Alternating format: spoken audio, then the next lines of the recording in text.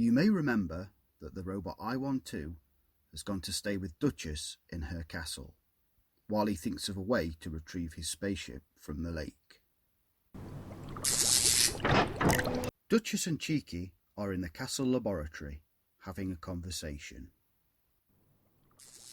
"Well, Cheeky, we must think of a way to help I-1-2 get his spaceship back," said Duchess to her assistant. She was looking at a small piece of machinery that she had just finished making. "In fact, we had better think of something soon before winter sets in and the lake freezes over." "So why doesn't he just go down to his spaceship and take off? You told me that he doesn't need to breathe while he's underwater," said Cheeky. "Because his ship was damaged by those squishy little oozatrons that forced him to land here, and his ship is now full of water," replied Duchess. "He's going to need something very strong to pull his ship out of the lake then," said Cheeky. "Yeah, I don't think we have anything here that could help," replied Duchess. "No, I don't think we have," answered Cheeky, and he thought for a while. "But we do know someone who could help." "We do?" asked Duchess. "Oh no, you're not thinking of Edmund Elephant, the strong man, who lifted that castle up out of the ground in Astridshire, are you?" "No, not him," replied Cheeky with a smile. "I meant my cousins, Wil and Cal in Yottingham, who run their transport. They've got lots of vehicles, and I know they've got a large lorry that might be strong enough to pull the spaceship out." "That's a marvellous idea," said Duchess. And so she rang Bear Transport and asked them to send their biggest, strongest lorry as soon as they could. She also sent Cheeky off to find I-1-2.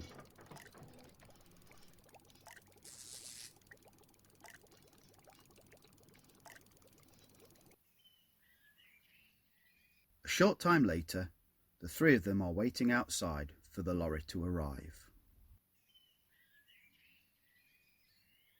"Here they come now!" exclaimed Cheeky excitedly, and he did a little jig on the spot.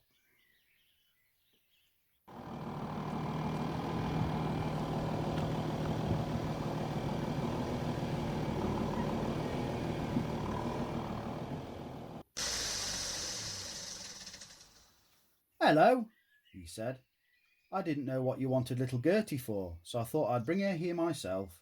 And Cal wanted to come too, because he wanted to see your castle." Just then, a brown teddy walked over and stood next to Wil. "Who's Gertie?" asked I-1-2. Cheeky did another little jig and laughed, before saying, "Gertie is what these two have named their lorry." "And who do we have here?" asked Wil, looking down at the robot. "My guess is that you are not from around here, are you? Did they get you from the junkyard?" "No, certainly not," replied a startled Duchess. "It's his vehicle that we'd like to get out of the lake." "Out of the lake, you say?" said Wil. "Okie dokie. We'd better get down there and see what we can do." The group then all squeezed into the lorry and they started to drive off.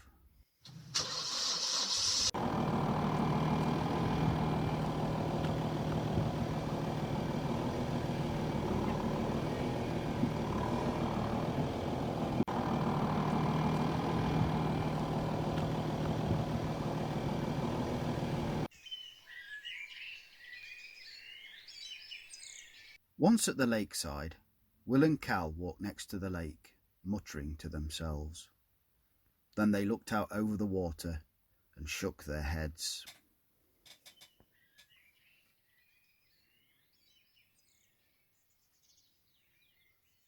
"What's wrong?"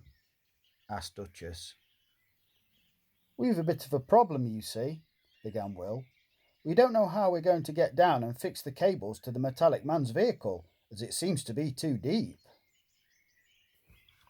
"I can do it," said I-1-2. "It doesn't matter how far down it is. I can get down there and fix your cables to my vehicle."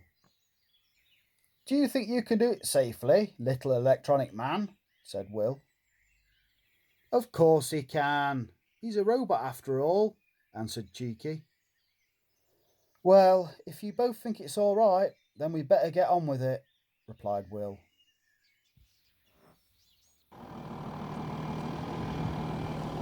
Soon enough, I-1-2 had taken a strong cable down to his saucer and was back alongside the group, waiting to see if the lorry could pull it out onto the land.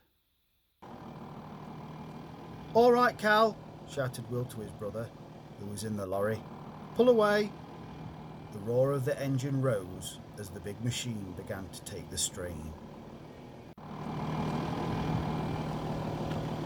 The cable went tight, but the lorry didn't move.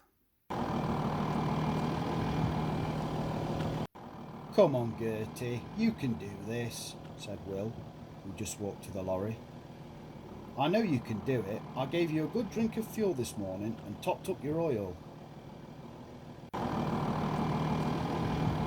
The back wheels on the lorry began to spin, but it still didn't move.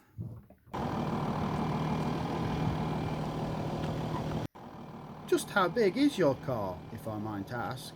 said Wil, looking at the little robot. "I'm afraid it's not a car," replied Cheeky. "It's a spaceship," finished Duchess. "A spaceship?" exclaimed Wil, not believing his ears. "And just how heavy is this spaceship?" He began to wonder if his little Gertie could pull a spaceship out of a lake all by herself, or if he should send Cal back home to bring back another lorry to help her.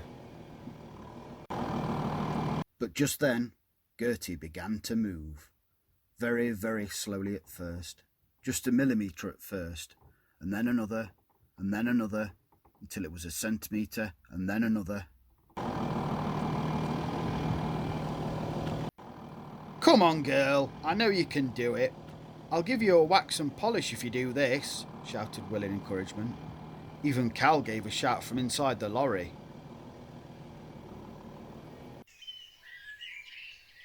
It seemed to take a long time, but finally the saucer-shaped spaceship was resting at the side of the lake, much to the joy of those watching.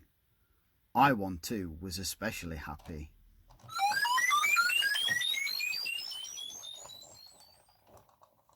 The group then watched as I-1-2 looked at the damage on his spaceship. He looked at the spaceship for a while, then he went to the door. When he opened it, there was a whooshing sound as gallons of water spilled out. I-1-2 was pushed back violently, almost into the lake.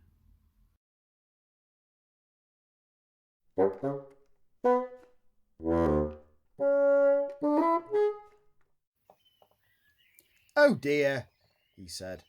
"That is not good. I expected some water to be inside, but not that much. It's, as you would say, a drowned bat. And it's knocked all the cables off the ship as well." Just then, he disappeared into the spaceship.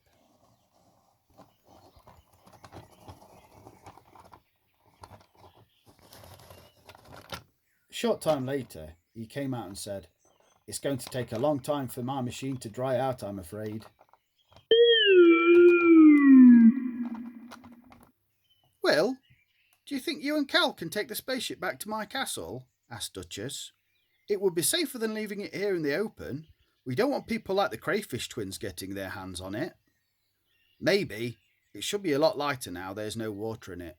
If we could get it loaded onto the back of the lorry, I think we could do it," Wil said. "But how are you going to manage it?" Cheeky wanted to know. "Do you think that Gertie's crane will be able to lift it if we reattach the cables?" "I think I can answer that," replied I-1-2, and he pressed a button just outside the door and it closed immediately. Almost at once, I-1-2's spaceship rose several meters into the air.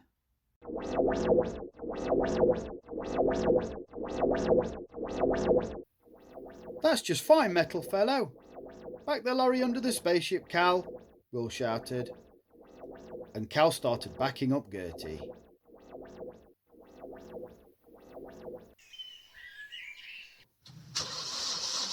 They all got back into the cab and Gertie drove off.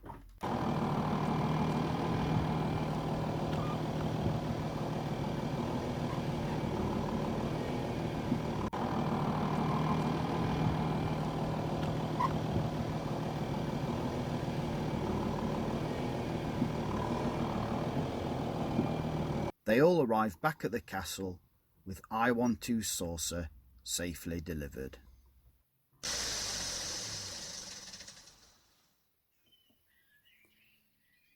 "Where do you want Electroman's flying saucer putting, Duchess?" said Wil. "Can you take it round to the back of the castle, please?" replied Duchess. "Ripper can keep an eye on it there." "No probs, Duchess. We'll do that for you now," said Wil. The brothers moved the spaceship to the back of the castle, and then they all had tea, where I-1-2 introduced Wil and Cal to his new drink that he'd been making, real iron brew.